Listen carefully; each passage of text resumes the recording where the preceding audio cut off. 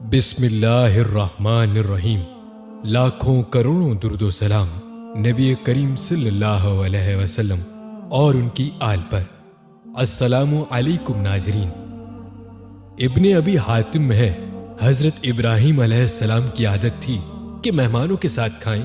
ایک دن آپ مہمان کی جستجو میں نکلے لیکن کوئی نہ ملا۔ واپس آئے، گھر میں داخل ہوئے تو دیکھا کہ ایک شخص کھڑا ہے۔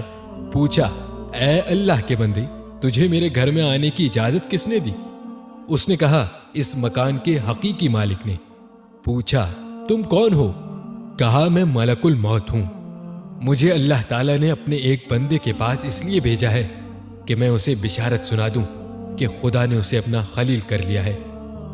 یہ سن کر حضرت ابراہیم علیہ السلام نے کہا، پھر تو مجھے ضرور بتائیے کہ وہ بزرگ کون ہیں۔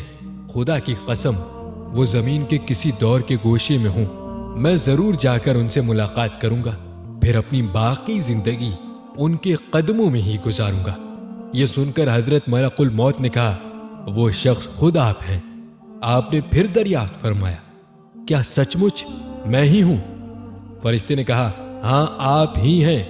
آپ نے پھر دریافت فرمایا کہ کیا آپ مجھے یہ بھی بتائیں گے کہ کس بنا پر، کن امور پر اللہ تعالیٰ نے مجھے اپنا خلیل بنایا ہے؟ فرشتے نے فرمایا، اس لیے کہ تم ہر ایک کو دیتے رہتے ہو اور کسی سے خود کچھ طلب نہیں کرتے۔ روایت میں آتا ہے کہ جب حضرت ابراہیم علیہ السلام کو خلیل خدا کے ممتاز خدا نے ملقب کیا، تب سے ان کے دل میں اس قدر خوف خدا اور ہیبت رب سما گئی کہ ان کے دل کا اچھلنا دور سے اسی طرح سنا جاتا تھا جس طرح فضا میں پرندگی پرواز کی آواز۔ صحیح حدیث میں جناب رسول آخر الزمان صلی اللہ علیہ وسلم کی نسبت بھی وارد ہے کہ جس میں خوف خدا آپ پر غالب آ جاتا تھا تو آپ کے رونے کی آواز جسے آپ ضبط کرتے جاتے تھے، اسی طرح دور و نزدیک والوں کو سنائی دیتی تھی کہ جیسے کسی ہنڈیا کی خود بد کی آواز ہو۔ پیارے بھائیوں، ہم امید کرتے ہیں کہ آپ کو ہماری آج کی یہ ویڈیو ضرور پسند آئی ہوگی۔